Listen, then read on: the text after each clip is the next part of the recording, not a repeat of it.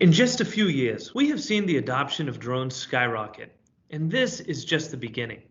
With applications ranging anywhere from planting trees and pollinating flowers to delivering packages and providing emergency medical response or disaster relief, drones are poised to change the way society operates forever. But while drone possibilities grow exponentially, one simple yet unavoidable obstacle still stands in the way: the lack of drone infrastructure, from housing and charging to designated skyroads. In today's preview, I am speaking with Isabelle Nacke, whose company, EVA, is developing the infrastructure that will allow drones to become an integral solution for the world of tomorrow. Innovation, resiliency, discovery. Join Mike Lake, President and CEO of Leading Cities, as we explore the technologies shaping the possibilities of our future with a preview of tomorrow. Welcome, Isabelle, and thank you so much for coming. For our listeners, Isabelle Nacke is the Business Development and Customer Success Manager at EVA, an innovative new company based out of Germany that is designing and building the first generation of drone infrastructure. Now, before we get into what EVA does, Isabelle, I'd like to start off this interview by asking you, what is the biggest fear that you have for facing society over the next 5-10 years or so down the road? Hey, Michael, thank you so much for this opportunity.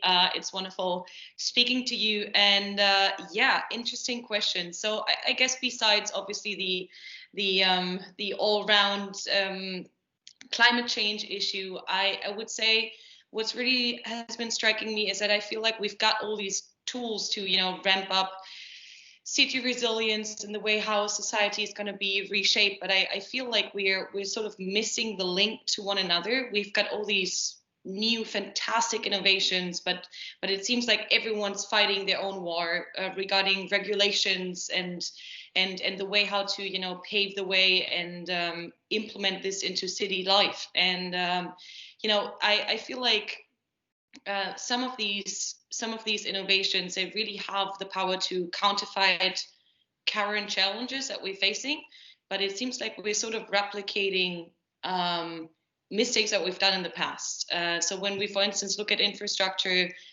which obviously is a topic that we discuss a lot at EVA, it seems like we've had this in the 19th century with cars, and we've had this now, or we are facing this right now with immobility, and we're not looking at the greater picture. We're not having a idea really of how is the future of urban living going to look like, and I feel like that sort of creates a challenge. It's not really a threat. It's just a challenge of that we all need to sit at the same table and find a solution that's integrated for all of these fantastic technologies.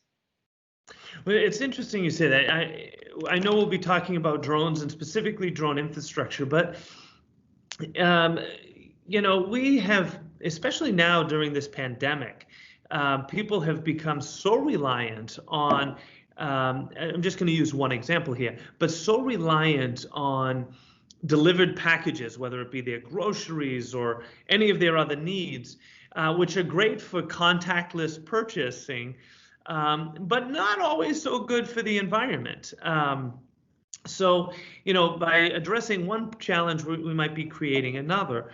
I do know that in California, for instance, small drones can result in a 50% reduction in GHG emissions per package delivered compared to diesel trucks, and 30% less carbon than diesel trucks on average across the entire United States. That's a huge impact when you think about the number of packages being delivered these days. And in the shadow, of course, of the United States coming back on it, and along with another 195 or so other countries signing on to the Paris agreements, I mean, we have some serious issues and challenges about reducing carbon emissions. Do you see drones as a major contributor to the reduction of carbon emissions? I certainly like to think so. Absolutely. I mean, this all very much depends on whether we're going to be able to find a sustainable way how to let the drone technology enter this world. I believe in general, if we manage to implement, obviously, public acceptance and a way how to not interact with nature in the sense that we're gonna maybe counterfeit some of the GHG emissions, but in the meantime ruin our blue skies and the beauty of our cities and our skylines, then I think, especially what you just mentioned, that we tackle one problem but we create another one. And I think this is where we really have to come in and think of a long-term solution. However, I do believe that drones can make a massive impact, especially since they've got the ability, like when you look at some African, let's say, countries, they've never had a landline. They jumped immediately from no phone to a smartphone. Mm-hmm. And I sort of see that with drones as well. There can be areas in this world where we will never, ever even pave a road. We will not need this because we can immediately jump to implementing skyroads where we can just deliver healthcare or any kind of critical goods directly to these people that are, let's say, in rather hard to reach areas. And the same goes for disaster response. It goes for, a lot of information that we can sample from aerial inspection and surveillance. And I think there's a huge impact that can be accomplished. But in order to get there, we'll need systems in place, and we'll need, the public acceptance to be on board. So we've talked about delivery of packages, and in the intro I mentioned, everything from pollinating flowers to disaster response or health-related issues, emergency response. So there's plenty of use cases for drones. I mean, we're really just scratching the surface in this technology and the opportunities that it can bring to people around the world. But what the key to this, of course, is when you think about cars, for instance, and how that has transformed the world. A car is almost useless if it doesn't have a road to drive on.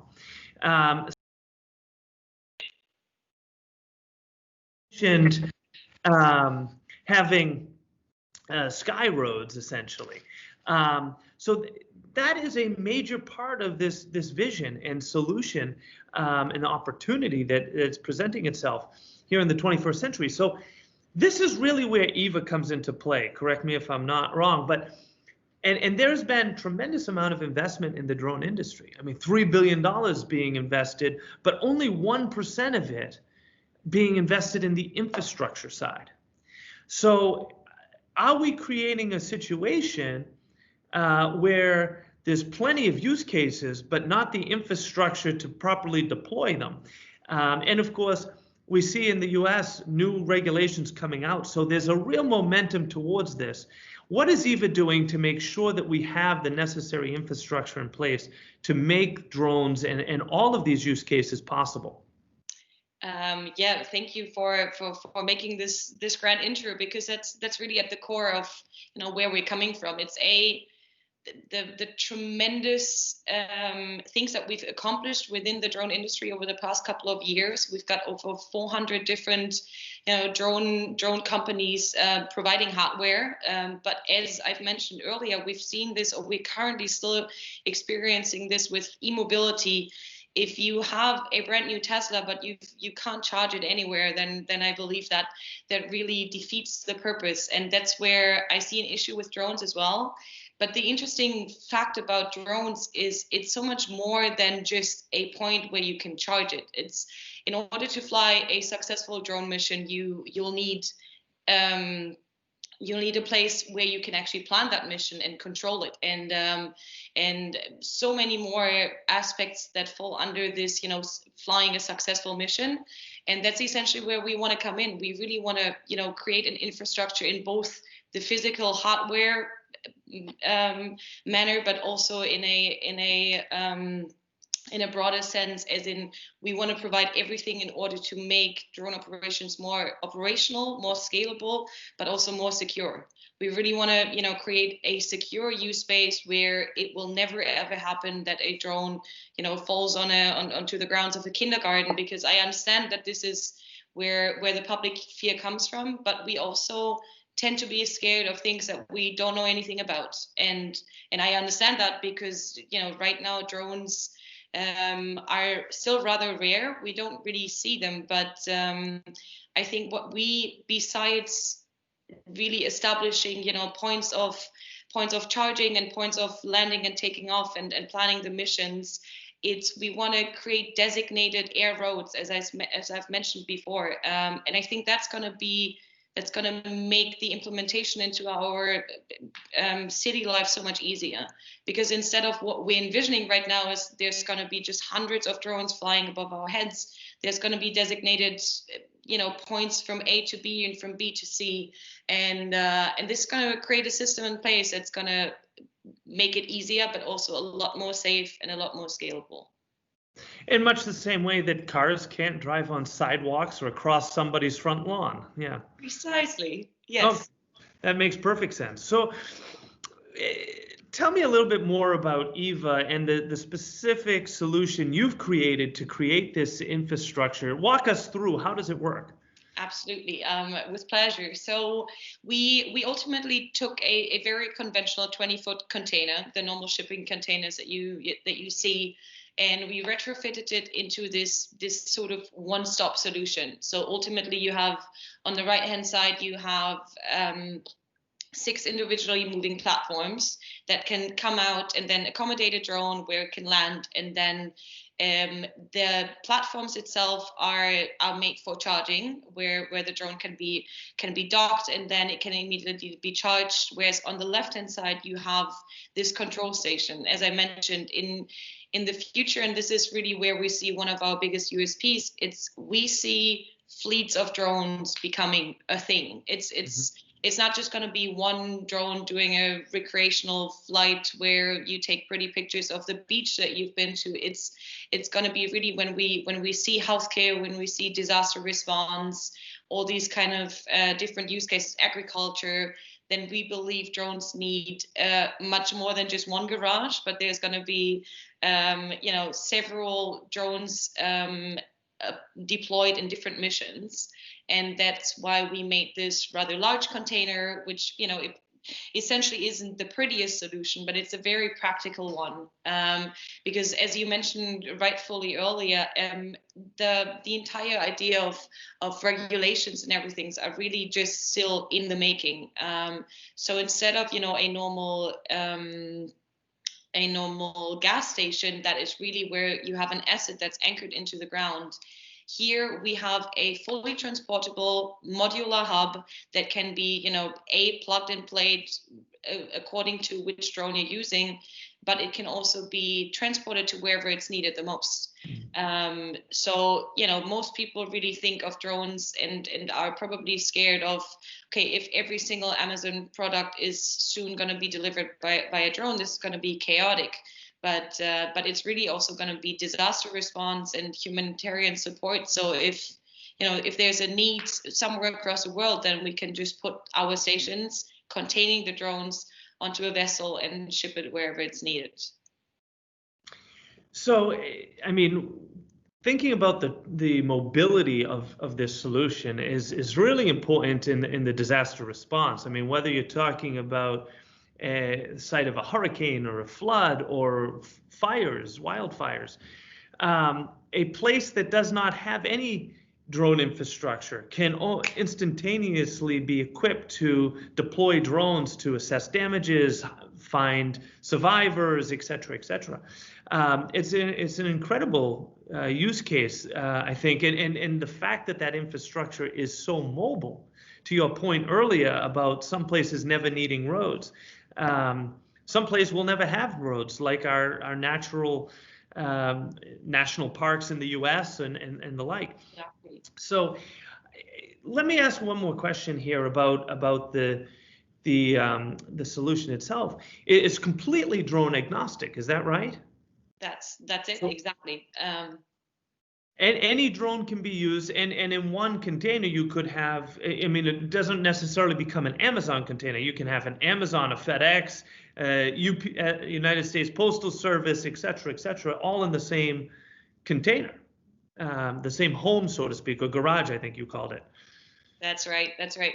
And this was very important to us to be drone agnostic from the start. So it's the size that differentiates us from competitive solutions, but really the idea that this is not a proprietary solution that can only accommodate our own drone.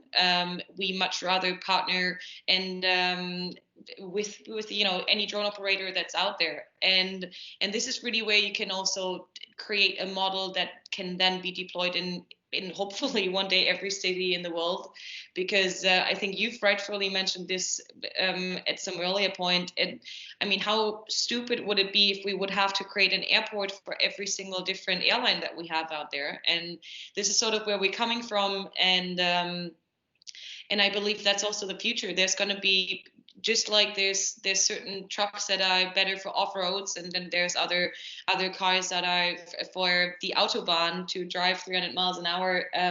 There's going to be drones that are going to be designated for one job, and there's other drones going to be good for last mile. And according to that, we again just want to lay the foundation so that everything else that's needed in order to fly this successful mission is going to be a given. So I do want to look to the future and get a sense of how you see this playing out. But before we do that, I want to turn to the past a moment. Just give our audience a sense of how did EVA come about? How did this get started? Right. That's funny. So we got one of the lucky positions at one of the textiles programs a year and a half ago here in Lisbon in Portugal. And back then we were still one of the companies that wanted to create air taxis.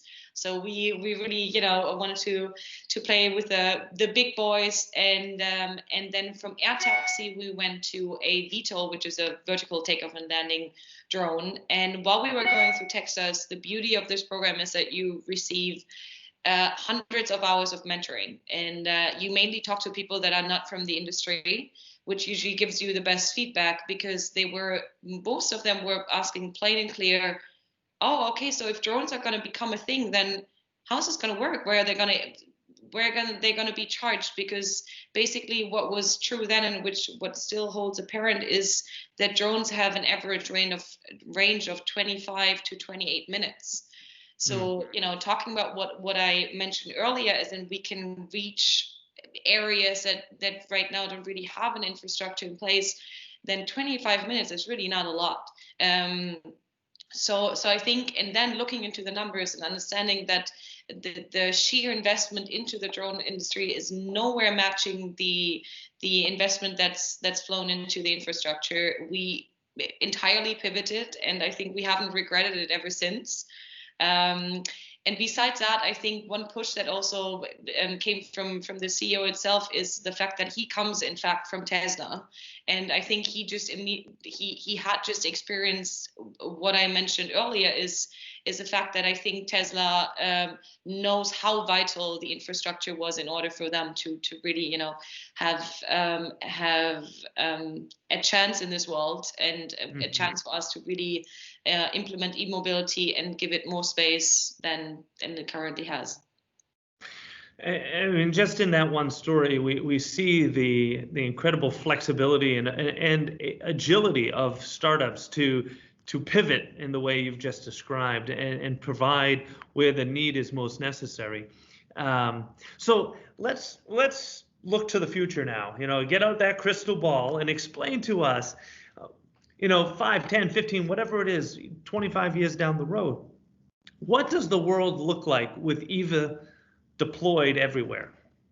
I like this a lot. That's an interesting task. I think it's going to be much less scary than how we all imagine this to be right now. I guess, in the 19th century, when someone would have mentioned highways scattering entire countries, and people would have ran away screaming and crying. So I think that's ultimately where we are right now as well.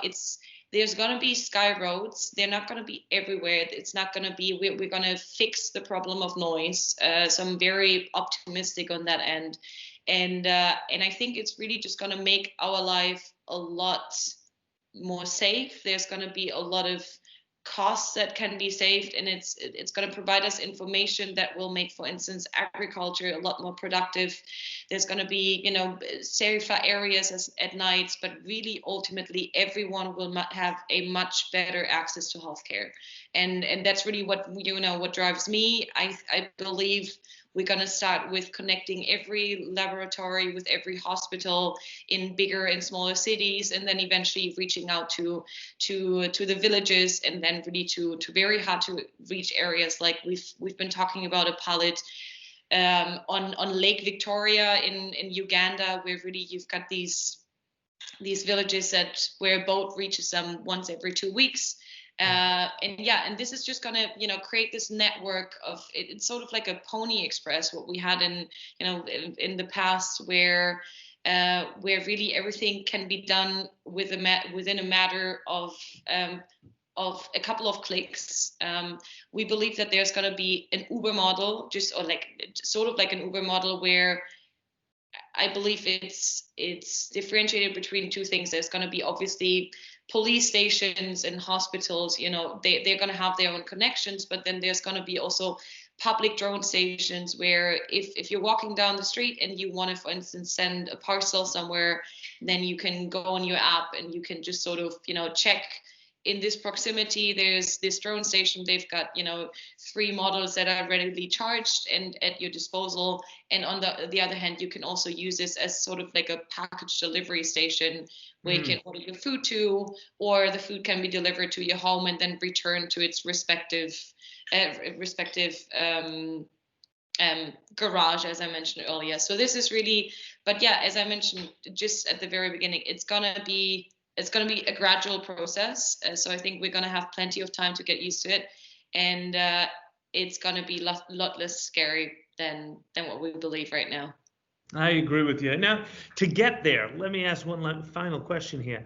What is it that Eva needs to achieve that vision of the future?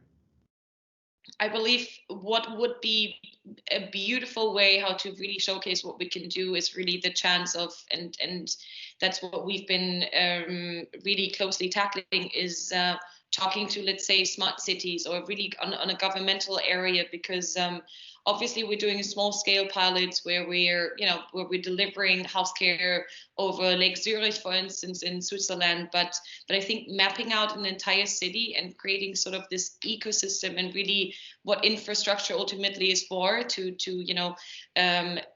pave the foundation for an innovation to come in. I think that would be beautiful to really showcase what we can do and how drones can then really do their jobs. But yeah, at this moment, I believe we need exactly the momentum and the strength that we've had in the last year, and just, you know, maintain optimism and a lot of partners and a lot of great people out there that trust in what we're doing. And then I think the rest is just gonna happen step by step. Well, our time has gone by fast, but for anybody who wants to learn more or connect with you or Eva directly, what's the best way to get in contact with Eva? Happily always reach out to me directly to my email address. It would be inacke@eva.xyz. Other than that, please drop us a message on our contact form on our website, which is eva.xyz, same thing. And LinkedIn works. I'm really, really keen to talk about this to anyone who's interested. Wonderful. Well, from where we stand today to a future that's full of safe and life-changing, life-saving drone infrastructure and drone solutions.